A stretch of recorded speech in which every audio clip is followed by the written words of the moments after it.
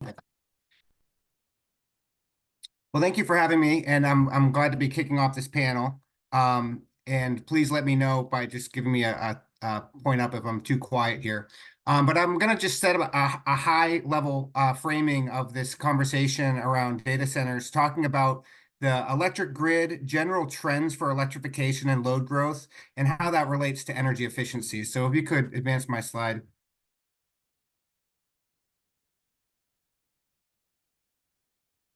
I want to just remind people about the benefits of electricity to our life and think about this in a little bit of context of load growth and new technology.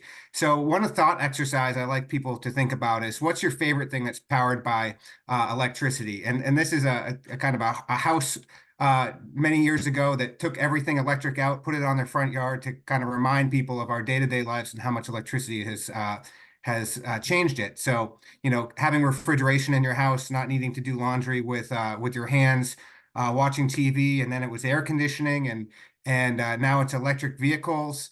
And at some point, you may not know it, but one of the most important things in your life powered by electricity may actually be AI and data centers. So this is a long-term trend. Sometimes when you think about electrification, because of all the politics around it, maybe it's something new, but it's nothing new. It's been happening since since the birth of electricity. We've been finding ways to use electricity to improve our lives. So we can advance to the next slide. And it's all sorts of things. And this is kind of, I actually started doing this presentation in around 2015, and this slide was a lot smaller. But it's not just EVs. We use electricity now to pump water where we used to use diesel. We're going to start taking kids to school and already have Fairfax and other places with electric school buses. Even things like picking up the trash, mowing your lawn, using forklifts, leaf blowing, all sorts of things are transitioning, continue to transition to electricity. And that's a good thing. There's lots of benefits that come with that. And if you go to the next slide,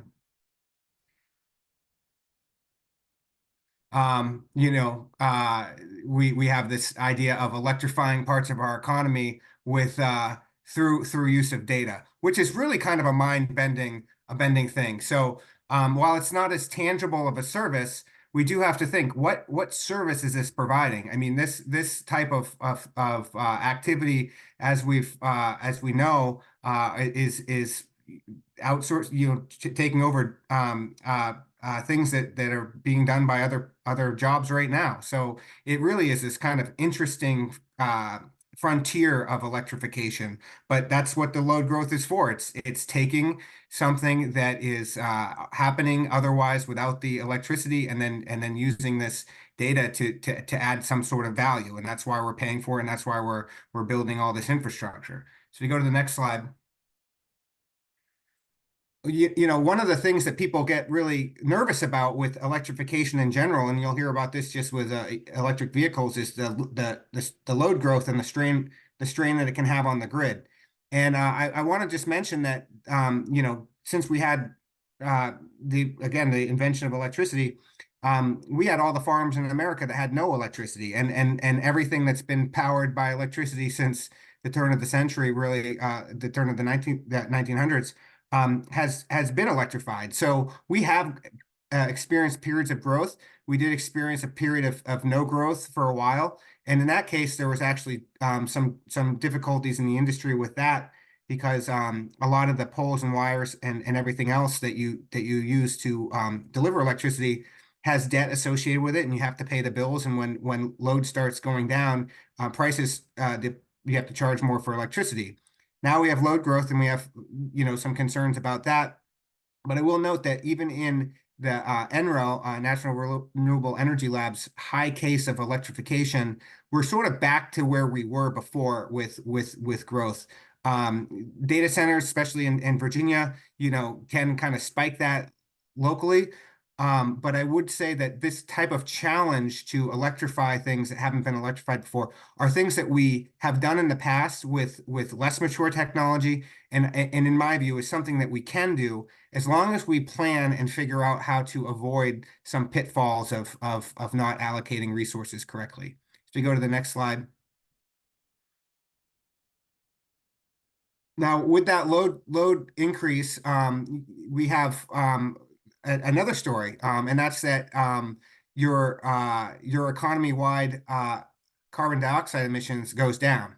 And that's because oftentimes when you electrify something, you are taking away another fuel use, and that fuel use tends to be on the fossil side, directly combusted, and directly combusting fossil fuels for specific activities tends to be a pretty inefficient way to do things nowadays because the grid does have more renewable energy on it, but also because the technology is just more efficient. And of course, data centers and AI, while it does take more electricity to do those tasks, you might be eliminating a lot of driving or a lot of just other uses, and that's yet to be measured. But there is a chance that that will reduce emissions overall, even if it increases electricity use. And that's the model from EPRI.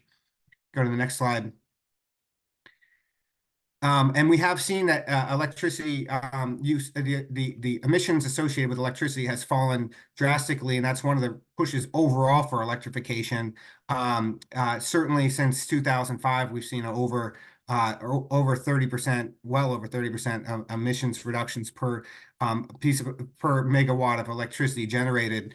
And I think one of the tricks for this load growth is to make sure that it's going to be powered in a way that's not really adding a lot of uh, electricity that's really energy intensive and carbon intensive, or you're going to have a lot of pushback from environmental groups. But the technology at the state it is now, it's likely that the emissions of that's sourcing these will be lower than say they were 3 or 4 decades ago. And so again, the trends are for a cleaner grid, and that's a good thing for the data centers and the power that serves it. Go to the next slide.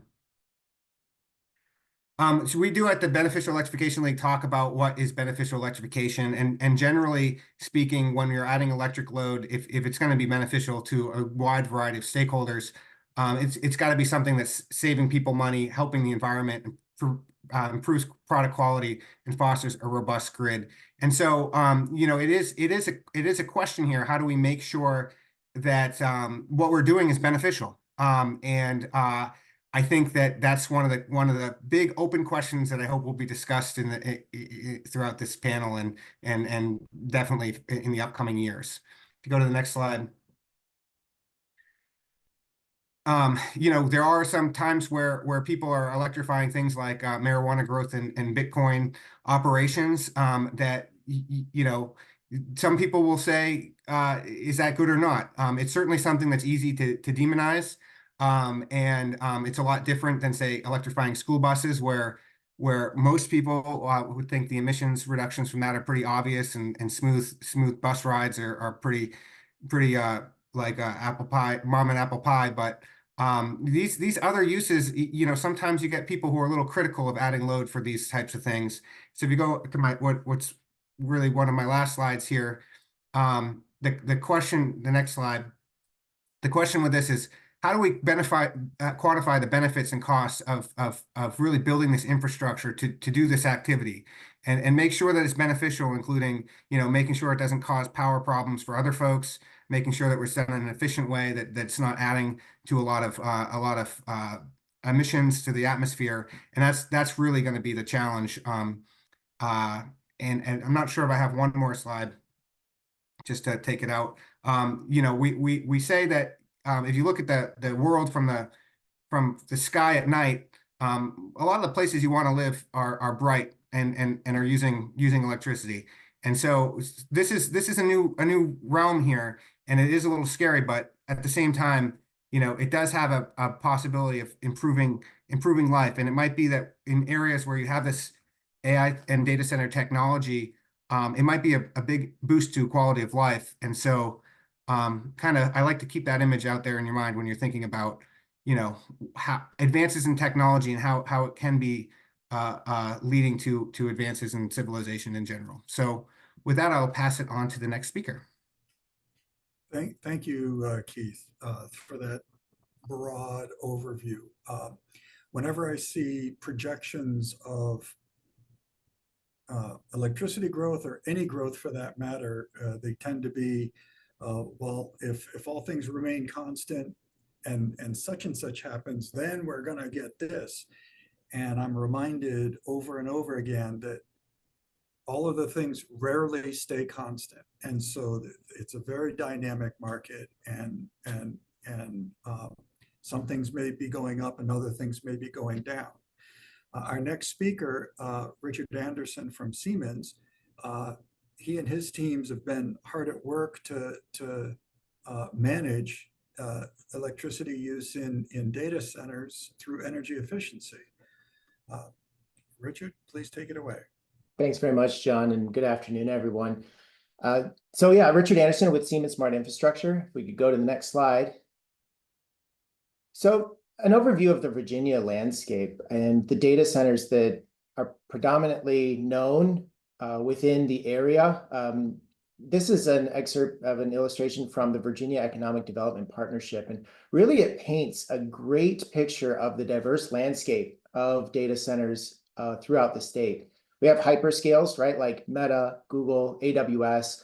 You have your co-locations, just to name a few, Equinix, QTS, Cloud HQ, and then corporate enterprise users. So users, data centers that are actually being owned and operated by businesses themselves. So you can see here, based in Virginia, Bank of America, Capital One, and several others that are located in this area. So, when we talk about data centers in Virginia, and we hear about the power constraints and the labor shortage, right? All of these entities must contest with those resources constraints. And so really energy being a primary one, we'll talk a little bit more about some of the strategies and things that some of these users, some of these entities are actually using within the state. If we go to the next slide.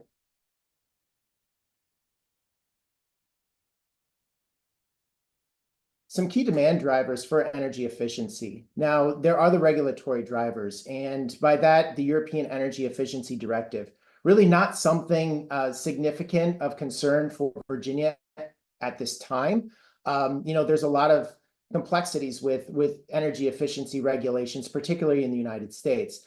But some providers would still be seeking to get ahead of the curve. What are some of the things that some of these regulatory bodies or some legislatures might be looking for? So they may be adopting some of these things like lowering their water usage, looking at their power utilization effectiveness, so lowering power usage, looking at some of the things that they can do to really get ahead of some of these legislation. There's also the hyperscale, right? And the public perception that a lot of hyperscalers have within their communities, right? They're using a lot of energy, they're taking a lot of land. So a lot of the hyperscalers have pushed out some of their net carbon zero emission or climate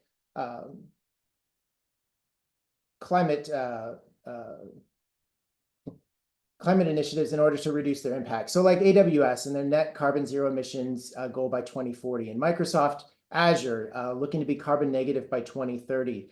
Google looking to be carbon neutral by 2030, so many more, right? And so there's a lot of these initiatives. And then we talk about the enterprise side, right? And their operational expenditures and how they can save with energy efficiencies, right? Because ultimately with energy efficiency, they can reduce their costs, they can increase their equipment lifespan, and they can drive increased optimizations. On the other side of the slide, we have water restrictions, which are of course pertinent to areas like Arizona and Nevada, where there's low water usage requirements. And then the co-location, right? Co-locations are taking in tenants, and a lot of these tenants are the enterprise users, where they're also accountable for reporting on sustainability initiatives. So they need to report on their scope 1, scope 2, scope 3s. And so those emission reportings are also need to be collected by the co-location so that they can pass that along. And then power allocation, right? If there's power constraints, how do we use power more effectively and smarter so that we can allocate more to our IT resources? So a few of the demands that are driving a lot of the energy efficiency conversations here. Next slide, please. So if you think about when you drive a car, you have your gauges, you have your dashboard pretty much telling you how much gas you have, how fast you're going, what your oil pressure is, because it's very critical, right? So you can't really change what you don't measure. In a data center, for instance, right, if we don't have that baseline, we really can't understand how well or how efficiently we're optimizing or how efficiently we're running. So a lot of things, if benchmarks and measurements are not made, how do you know you're making progress? How do you know how fast you're going, how much energy you're using, where it's all going? We go to the next slide. So data centers typically will be reporting on a lot of this information, and some of it's captured within a facilities management. The other side, the IT, right? They're also capturing some of the information. But really what our customers look to drive towards is a single pane of glass where you have an overarching dashboard where you can look at your utilities from a holistic perspective. And so when you think of utilities, we look at this as wages, right? Water, air, gas, electric, and steam. So how are all of these utilities being utilized, and where is that going? Looking at things like temperature, humidity, power usage effectiveness. If that's an unfamiliar term, that's essentially your total facility power divided by the IT equipment power. And so what that indicates is the higher the ratio, so if you're 1.5, 2, even maybe a 3, right, then your facility power is running higher than what the IT load is. So the more you can get that the number closer to 1, the more efficient you're running. There's also the water usage effectiveness, which instead of looking at total facility power is looking at water. Carbon usage effectiveness, instead of power or water, looking at the CO2 emissions. So having a collective dashboard and being able to pull all this together really presents the opportunity to identify how well things are running and where efficiencies can be made. Additional ideas for cooling capacity factor, demand forecast, and being able to identify how that energy is being run over time, and then being able to shave electricity as it's unneeded and being able to shed that load. Next slide, please. So if you think about all of the systems that are running within a data center, you can almost liken this to maybe a kitchen, right? Where you have your microwave, you have your stove, you have your oven, you have a dishwasher. All of these are running different types of utilities. And so each of those things are running a different type of protocol as well. So they're all speaking different languages. So some of our data center customers definitely have challenges in aggregating some of this information because it gets collected in a disparate system. So what we seek to do, we do have an open protocol. We leverage all of the common like BACnet and Modbus, as well as open APIs, in order to take all of these languages and pull them into one system so that the customer, and a lot of our data center customers, have the opportunity to actually have that holistic view of what's happening within their data center. Next slide, please. So to go into a little bit more depth here, right, you have a lot of different things. So in the lower left corner, we do have our building controls network, things like your air conditioning, things like fire systems, security systems, electrical power monitoring system. In the top left, right, if we're talking data center, it extends past what's happening in the facility. We also have IT, right? So they have their IT servers and their racks, and they're collecting their data. So things like IT service management applications, or even a data center infrastructure management system, which is looking at how much power is being consumed by the IT equipment, where that IT equipment is located, what's being stored on those servers.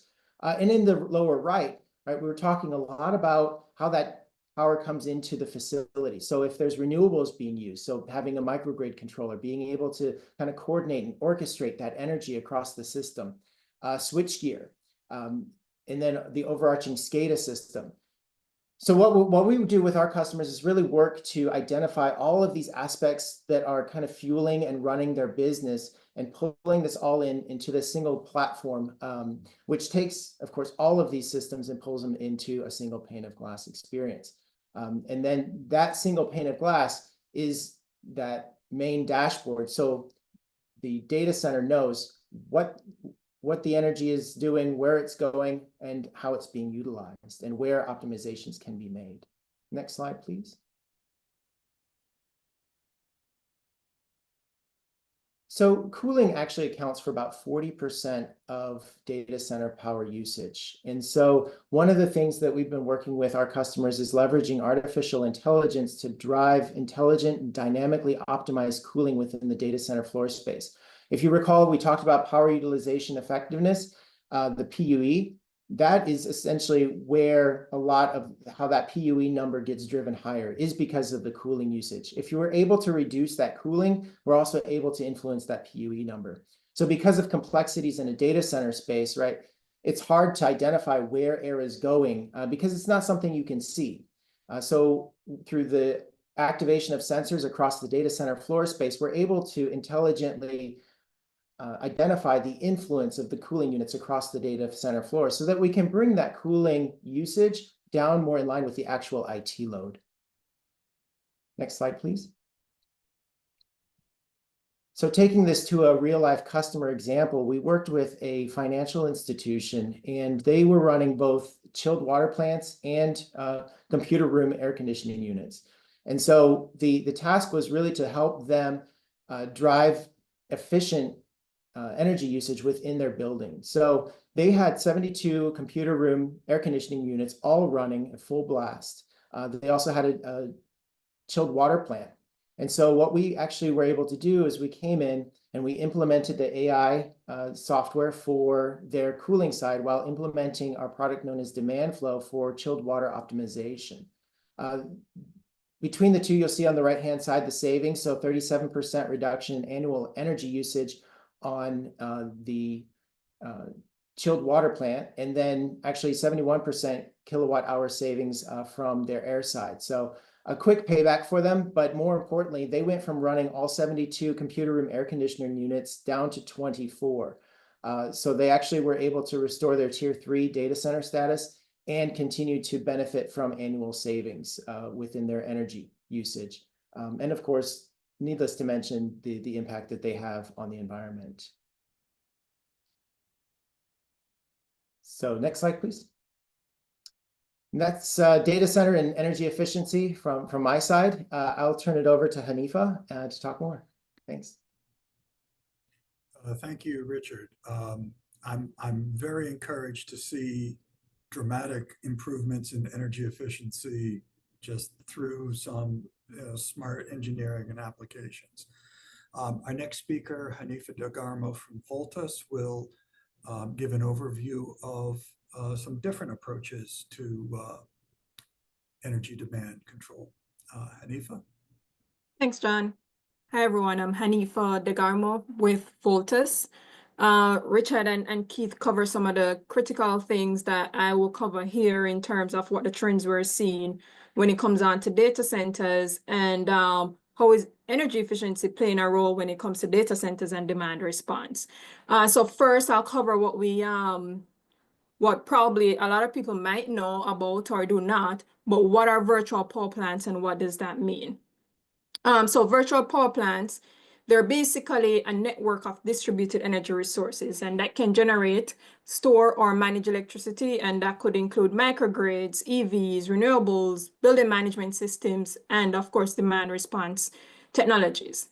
But in the lens of demand response, when the grid requires power, the virtual power plant members, which in this case, Voltus, is required to curtail using our customer-based DERs, distributed energy resources, and then the grid operators directly pay our customers to be able to do that, which means reduce their energy and curtail when needed.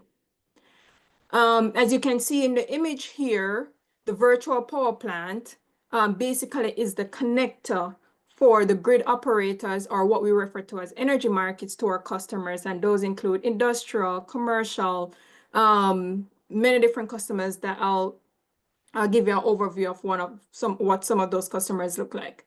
And then we talk about, okay, we have a virtual power plant. What does that mean when it comes on to demand response? What does that mean when it comes on to the grid?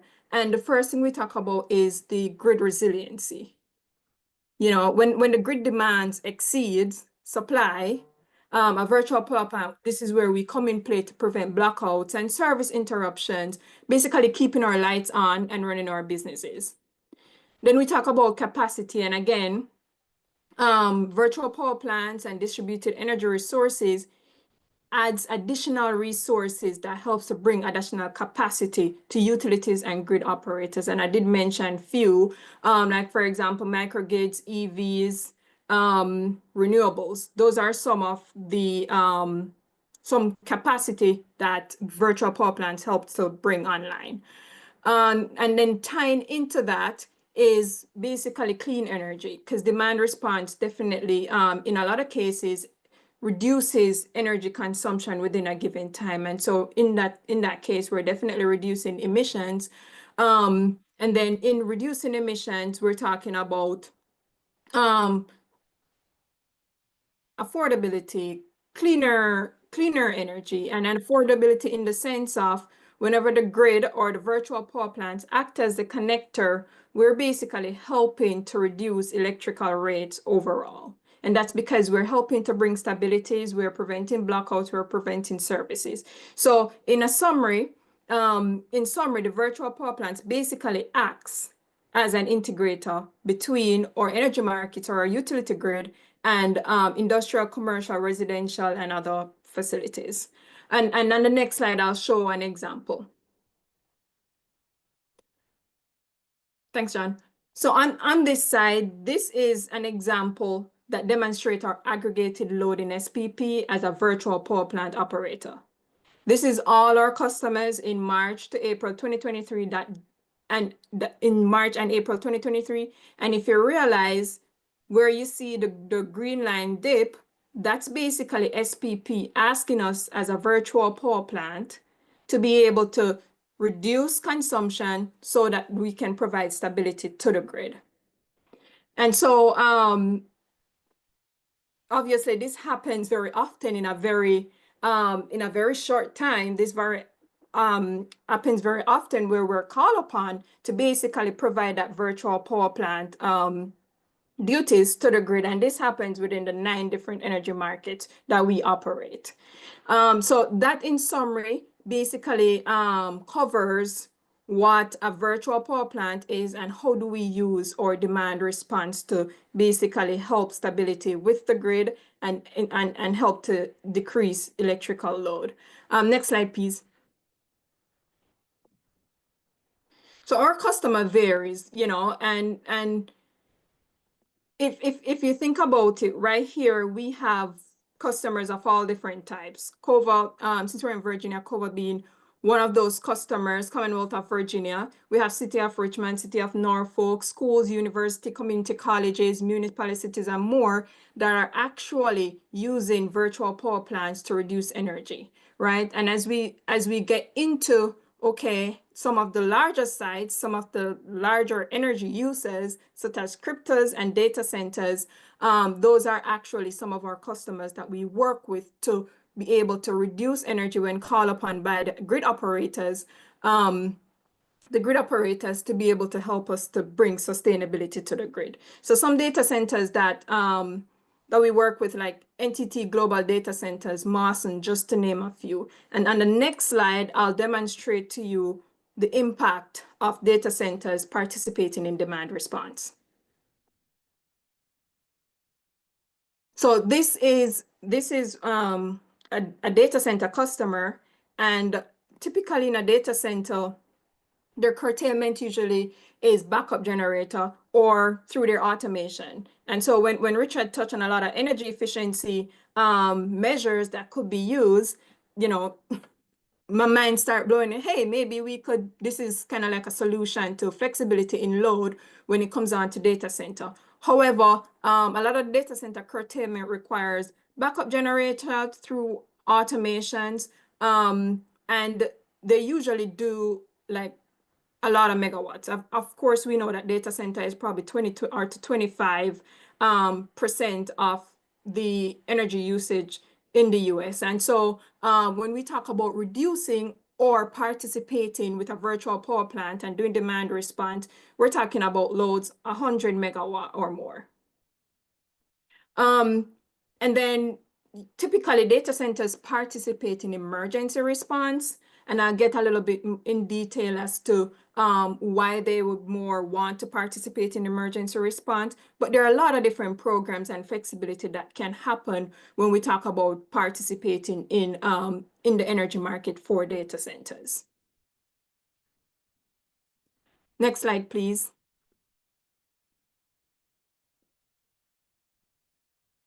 Okay, so if you I think have you not might, heard, Rebecca. no, I think this is good. Oh, Yeah, this is Okay, good. sorry. Yeah, no worries. If you have not heard about the significant increase in BRA pricing for 2025 to 2026 auction, then here you go. PJM has announced about 150% increase in dollars per megawatt year for participating in demand response. Then we ask a question of what are the driving factors? Is it because of the increase in AI, which means more data is needed and is having the capability to perform demand response solution for grid stability? There must be a reason why, of course, we are seeing such high increase in pricing per megawatt year. And this comes down to say that grid operators increase pricing with such high volume or high percentage is a correlation of dependency and the importance of virtual power plants when we talk about the increase in AI or data center loads. At Voltus, we acknowledge this, and this does not only go for data centers, but also for other customers that we work with, which is sending us a signal that, hey, the grid is definitely at strain. And as Keith and Richard mentioned, there is an increase in, and it continues to increase in load globally. So how do we react? What are some of the ways we are working through demand response to be able to provide a more stability grid as we start to increase, as we see an increase in data center loads. Next slide, please. So the first thing that we talk about, and these are ways that we continue to work with our customers, continue to work with the grid operators, and continue to find innovative ways to be able to sustain the demand of AI, which I'm not sure what that increase might look like over the next 5 to 10 years. There are a lot of forecasts. However, we do know that there is an increase coming. And what does that mean for demand response? And what does that mean for data centers and for the surrounding communities, of course? And so the first thing is infrastructure.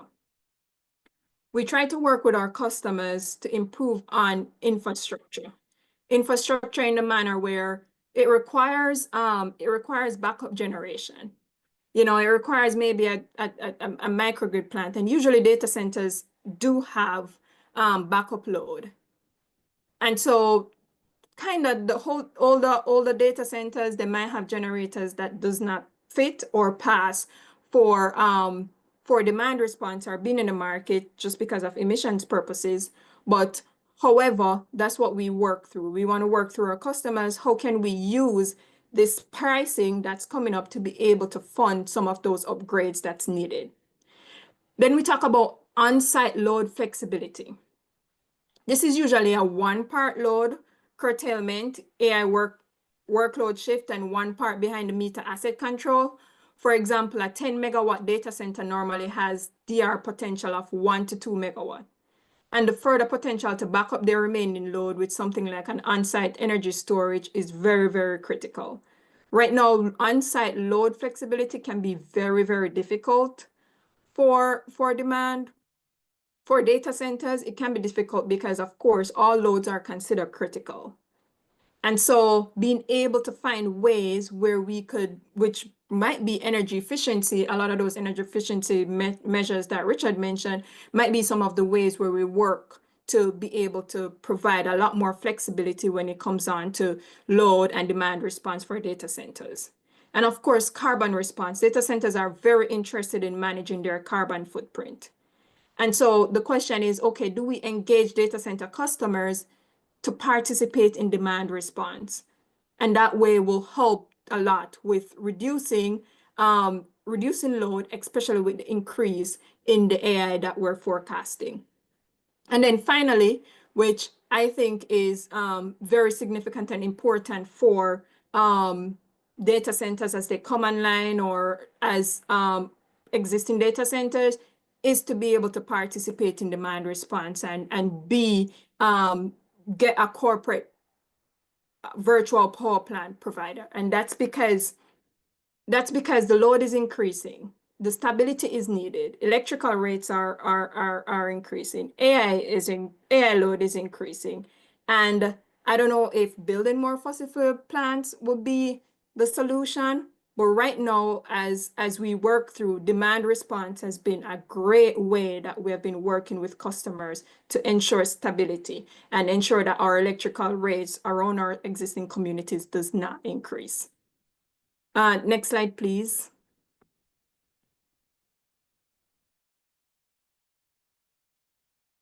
So speaking of trend, virtual power plants are definitely a market needs and a market requirement. And this graph, I've been hearing about 2020, 2030 when it comes on to energy since 2000. And so we're probably around 6 years away from 2030. And so basically what this is saying that as we continue to add more load, right, the need for virtual power plants will continue to increase. Does this stand for data center as they continue to build and as they continue to come online, as AI continues to drive data? Is virtual power plant the solution? And I would think with the benefit that it brings and currently provide, I could see where there would be some stability and our electrical rates will probably keep in check. I'd love to see my electrical rate keep in check. I think that's the end of the conversation. If you need more information on virtual power plants, what that means, I will be there tomorrow. We can talk more, and you can also get with info at Voltus or our website, and some of our team members will be there to answer a lot of questions that you might have. Thanks, John. Thank you very much, Hanifa. I have a question that may or may not be fair, because I know we're talking about data centers and your role in virtual power plants and demand response.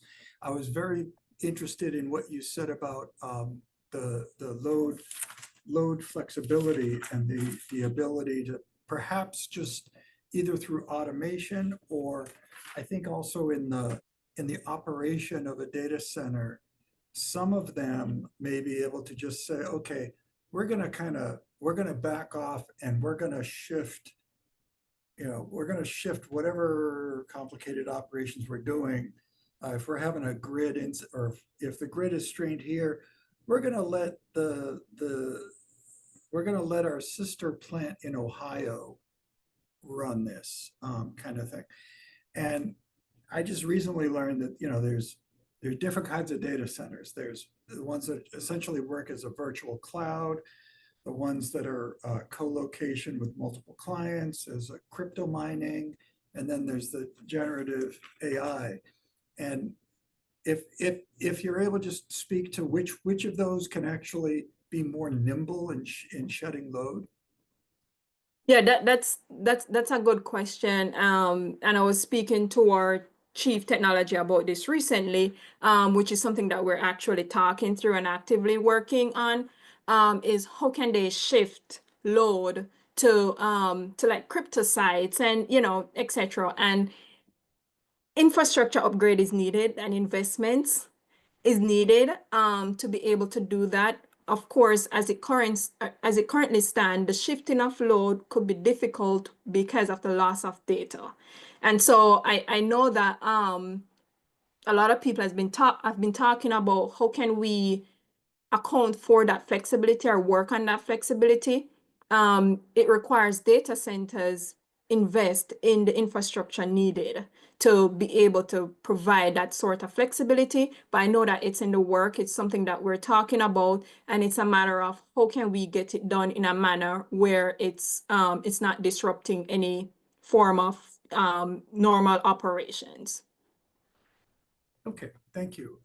And I'm eager to see any and all approaches to virtual power plants and load shedding, besides standby generators on site.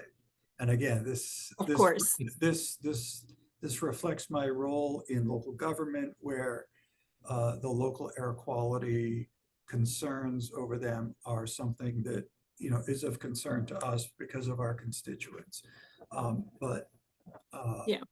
like with what Richard was sharing on the technology approaches, we can still try to get there with technology. Absolutely. Thank you. And then next up is with one more variation on an approach to managing data center demand is Bob Lazaro from the Northern Virginia Regional Commission. Bob?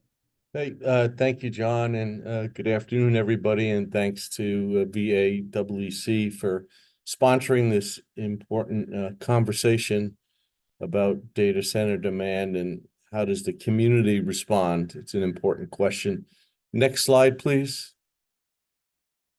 So if you didn't know already, Northern Virginia has the highest density of data centers in the world, and is growing. This map is from Cushman and Wakefield in 2023. And according to datacentermap.com, there are 349 data centers either in operation or under construction in Northern Virginia. And the link to that map can be found at datacentermap.com. But I just want to give you some context as to the density of data centers in our region. Next slide, please. Data centers have a significant economic impact in Northern Virginia. According to a white paper authored by Loudoun County Ashburn District Supervisor Mike Turner, in fiscal year 25, Loudoun County estimates about $895 million in data center real and personal property tax revenue. That's a significant amount of money. And according to a study by Johns Hopkins University, nearly half of Virginia's exports are in the services sectors, higher than most in the U.S. overall. And in Northern Virginia, digital services exports and digitally deliverable services exports exceed $11 billion. So it's not a small part of what is created and exported here. We may not have your traditional manufacturing, but we have intellectual and digital manufacturing here in our region, and the value to our local governments and to our companies is very significant. Next slide, please. I'm going to go into the Wayback Machine. When John Morrill was working at Arlington, NVRC worked with both Arlington and Loudoun County in the development of their community energy plans, which were adopted in 2009. Both plans specifically call for the use of district energy to reduce greenhouse gas emissions. In the Loudoun document, the plan outlined how heat from data centers could be utilized to provide heat to facilities located near the data centers to reduce their greenhouse gas emissions. And we have recently created a map of all the known data centers, either operating or under construction, and have also located all local government facilities in the region as well. So we're looking for opportunities where a data center is located next to a pool where the excess heat from that data center can be utilized to warm the pool, just like in Paris, the swimming pool for the Olympics was heated by data center exported heat. And in Europe, it's quite common. You'll find data center exported heat to heat apartment buildings, office buildings, and campuses. Next slide, please. I am not an engineer, nor do I play one on TV, but this is a simple graphic from Equinix on how heat export works from one of their data centers. Equinix, which is one of the largest data center operators, owners in the world, has announced a heat export program, and they are looking to work with local government partners in Virginia and throughout the country on heat export. We certainly take this serious. We're glad to see that after 15 years, that this has gained new interest in the community at large. Next slide, please. For those of you who would like to be informed, we are having a webinar on October 22nd on how the Code of Virginia relates to district energy and how district energy from a data center is actually working.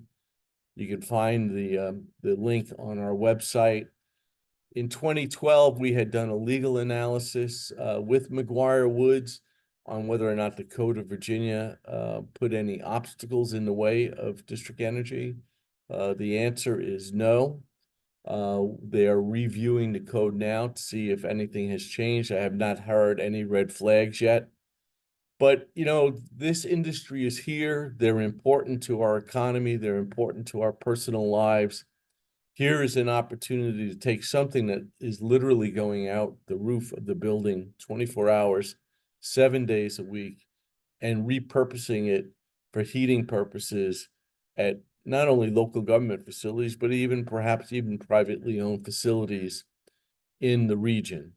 And so we believe it's doable, it's serious, and we hope that you will join us on October 22nd. And with that, I'd like to say thank you, and I look forward to the questions and answers. So thank you, John. Thank you, Bob. Thank you all for participating in this. I've put in the chat a welcome for people to frame their questions there, and seeing that there's really just a few dozen folks on the call, I was gonna see if there might also be verbal report out. But McKenna, thank you. She wrote up a long question here. And it's the tension between expansion of data centers and expansion of fossil fuel infrastructure. Google's data centers rely heavily on Dominion Energy, continues to invest in fossil fuels. How can we reconcile this explosive growth with the fossil fuel infrastructure? And what tangible actions are being taken to ensure the load growth aligns? For asking that question, I just wanted to give a little bit of context. Last week, I was able to be present at an invited meeting at BCG in New York, and one of the panelists was Global's, one of the panelists was Google's head of data center growth alongside some solar partners. And I asked them a similar question and wanted to hear your perspectives after such wonderful and informative presentations. Thank you, McKenna. Is anyone on the panel want to share any thoughts on this? This is Keith. I can take a stab at this a little bit because, you know, I think this is, and it's a good question, especially for an energy efficiency group with load growth. I think that as long as I've known John, he's been struggling with, you know, the tensions between the early days of energy efficiency when it was all about just using less, and with load growth, and how you do that with a specific challenge. And one of the things I think we've already touched on is that you know it tends to be the situation where we're not really going to see a lot of new coal being built. While there are fossil fuel assets that are out there, they are tending to get towards the end of their life, and people are sometimes more concerned about the extension of the life than they are about new builds. I think there's a lot of policies in place that are quite contentious at times about new builds and what their emissions need to be. The EPA rules are sort of front and center with both existing and new power plants. But I think I tend to personally be a little bit of a technological optimist on this. thinking that a lot of what these folks are doing, they are at companies like Google who do have ESG goals. There are cheap renewable resources that are timed towards when renewable power is available, and there are increasing storage options. One of the things that John, you mentioned right after I stopped speaking was that these load growth things are a snapshot in time. And I'd also note that a lot of what what AI potentially could do is find new efficiencies that we don't even know about. And so, while we're looking at existing technologies and saying, look, if we build everything like we did back in the 50s, we're going to have a lot of coal plants powering this stuff. I just don't know that that's our future. I think it's definitely a fear or a something to keep policymakers on top of and to watch. But I don't know that that is our future. I don't know that our future is power plant data centers powered inefficiently by fossil fuels. And I think there's people who are vigilant to this, and that might be one of the reasons why that's the first and only question here. So that my perspective only, but good question. Thank you, Keith. I agree. It's a great question. I have a little bit of an odd take, and this is just a personal observation. So please don't paint this as coming from Fairfax County. But one of the things that the grid in general has been wrestling with is grid modernization, and those of us who are working with the utilities, one thing that we've been hearing for some time has been a shortage of transformers. And it's simply that the manufacturing, the supply chain just can't keep up with the demand for transformers. And I mean, just from, it's not like I'm like hanging out with electrical engineers. It's just when we try to help the community put in EV charging and we find out about the wait list for the transformers. Building out data centers, just like building out any load, is going to take a lot of electric industry infrastructure. And one of the tragedies, I mean, the human tragedy of Hurricane Helene is remarkable. It's just very, very unfortunate. One of the things that Helene has done is it's forcing now the reconstruction of much of the grid from Florida to the Appalachians. And so what has already been a infrastructure bottleneck is now made much worse by the fact that a lot of equipment is just going to be dedicated and going to to rebuild that grid. And so it may be that the rapid exponential growth that is envisioned may just be somewhat slowed by an act of nature. And again, that's just an observation from someone following current events, but I welcome any thoughts on that from the panel.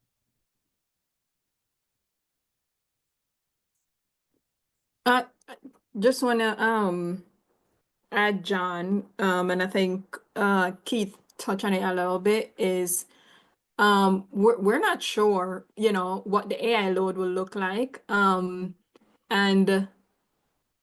what infrastructure it will take. I definitely know that we as a demand response company is trying to prevent as much as possible new fossil fuel infrastructure. And I don't know if that's going to be the solution, because we're talking about space, we're talking about a lot that will have to go into that. And is that going to be at the growth of AI as people are forecasting? But just to answer, I think it comes back down to the investment in data center flexibility and infrastructure. I think that's what's going to drive a lot of solutions that's needed Again, I'm not sure, and this is kind of like my personal perspective, is I don't think fossil fuel, building more fossil fuel and building more data center will be the solution. I think it's more of data centers putting in infrastructure to be a lot more flexible with the load that they currently have. Thank you, Hanifa. That's a very good point, and I hope people are reassured to hear that, you know, a large part of what Voltus is doing is to help stem the future growth in more fossil. I want to share Bettina Burgu's question here. Thanks to all the presenters. What is happening at PJM that would promote or hinder the solutions you put forth to manage data center load growth? And Hanifa, I think that this might, maybe one of the slides that you shared might in Yes. part speaks to this in terms of the capacity pricing. Yes. I think there are a few solutions that I did speak with or speak to, and one is the capacity pricing. And currently we're talking up with PJM about data centers and how can we provide a lot more flexibility around pricing and demand response. We are, but the major thing I think is with the increase of pricing that currently can encourage data centers to invest a lot more in infrastructure that's needed to provide the relevant upgrades or automation that's going to drive the increase in data. So I think that's one solution PJM has put in place. I'm not like directly in the conversation that we're having with Voltus and PJM directly, but I know it's a conversation that, hey, what flexibility can the market operator, the grid operator do when it comes down to data center and what we're forecasting?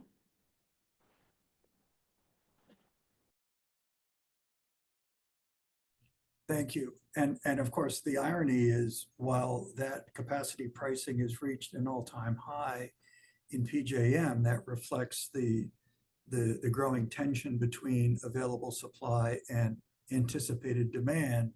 So while it provides a clear price signal to the data centers and everyone else to do active load management and demand response, the emergence of the data centers as a growth area is largely a big reason for that increase in that capacity pricing. Any other questions from the folks the folks in attendance, and any other thoughts from the panelists that you'd like to share, or last words? John, I actually have a question for the panelists. Great. So with the Virginia Energy Efficiency Council, the largest sector of our membership are governments, state and local governments. And so, as you're very familiar, we hear a lot of hand-wringing and what are we going to do and how is this going to affect my constituents? So what's one thing that you would like to share with localities and state agencies to kind of calm the waters?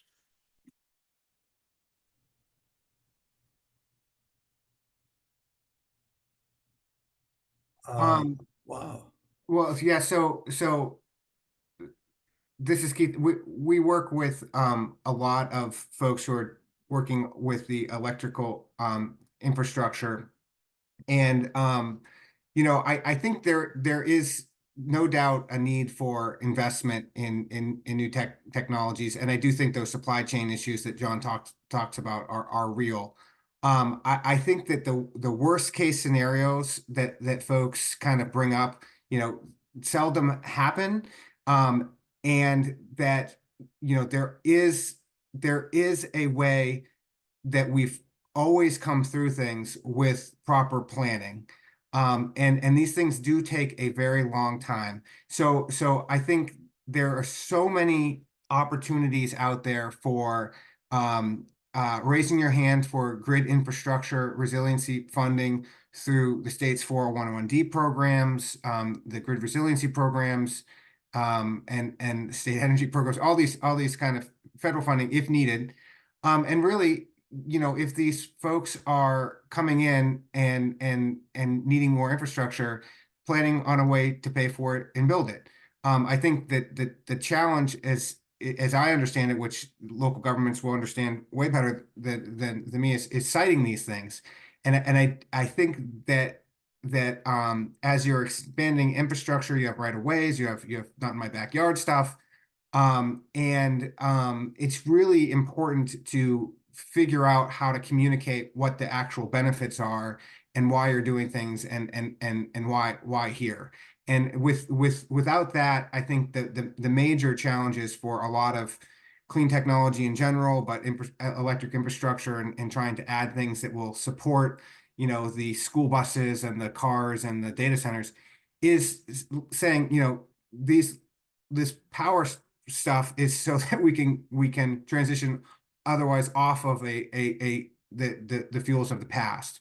And that's in part a communications challenge, and oftentimes communications challenge with politics nowadays are some of the biggest challenges. So I think really kind of integrating those community engagements and communications challenges with the big picture of where you're going is just as important as the technology in some cases. Keith, that's actually an excellent segue into the very next set of panels. We have a panel on how to communicate, how we're talking about energy efficiency to help localities and stakeholders navigate through some of these processes. But Hanifa or Richard or Bob, do you have any feedback? Or Yeah, John? Well, Yeah. I was just Go gonna ahead, say, Robert. I apologize. I'm an optimist. The Virginia Clean Economy Act is being implemented. Things are happening. I am optimistic about the energy efficiency work that's being done, our local governments are doing. To me, issues that our local governments are concerned about are interconnection fees and what that's done to local school-owned solar projects over 250 kilowatts, changes to net metering that may occur next year, which could put a damper on distributed renewable energy in the Commonwealth. So, but I think between reconductoring, technology advancements, there's great opportunities here in the Commonwealth. We are a leader, like it or not. And for the 350 of them that are in our region, there's great opportunities to work with public-private partnerships to reduce greenhouse gas emissions from schools, pools, apartment complexes, etc., by looking at something that is common practice everywhere else in the world, which is heat export and district energy. And I know that John has been on some of the study tours that we've sponsored, that people have seen these systems work. So gotta keep our thinking caps on and try to get something done as opposed to curse the darkness of, oh, woe is me, this is terrible. It's not terrible. Thank you.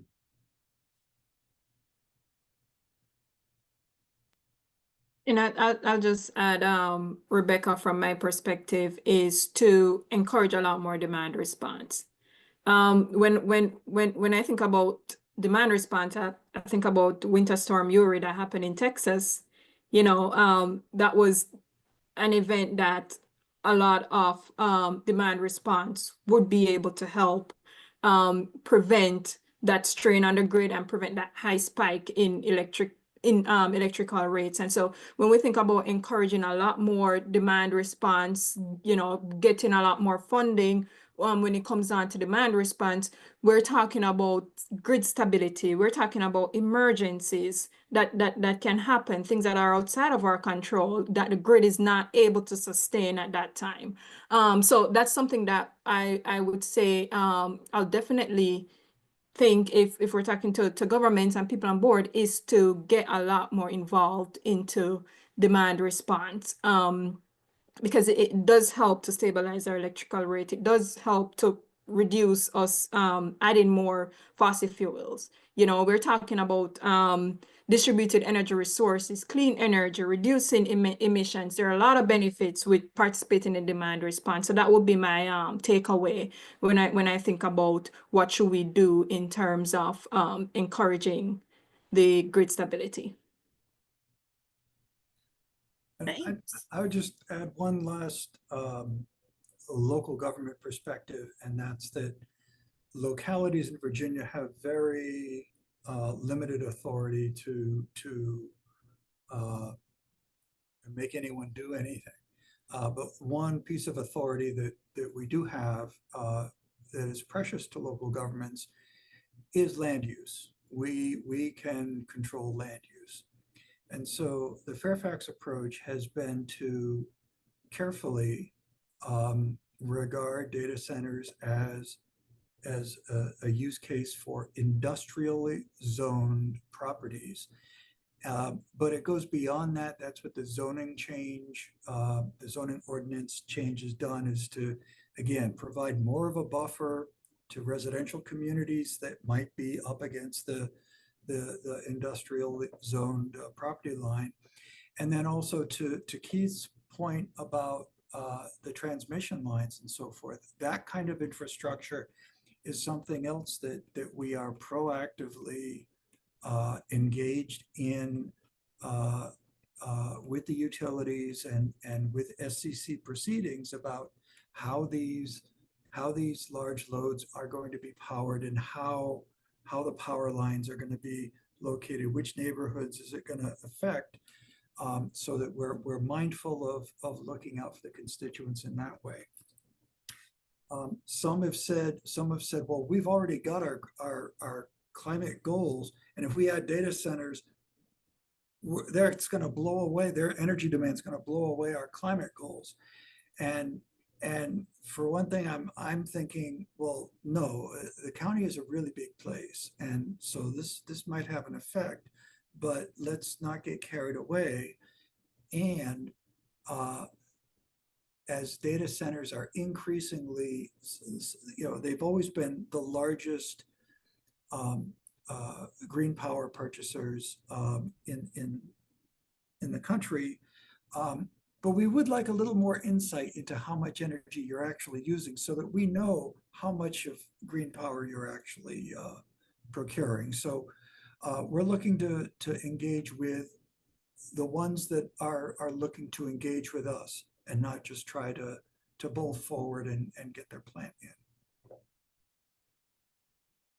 So with that, I see that we are just about out of time. Rebecca, are we going to automatically be put back in plenary? Yes, so once I close the breakout rooms, everyone will be moved back to the main session. So I'm going to do that in a second. We'll have about a 10-minute break, I think 12 if we're going to be really precise, so come back to us at 2:55, and we will kick off the next set of breakout sessions. So as I mentioned, one is on how we talk about energy efficiency, and the second is on inclusive decarbonization. So lots of hot topics still that I think you'll be interested in. I want to give an incredible thanks to Hanifa, Keith, Bob, and Richard, and John, of course, for your incredible panel. You all did a wonderful job, very insightful and very informative. So I hope you stick around. And with that, I will stop the slideshow and close our rooms. Thank you so much, everyone.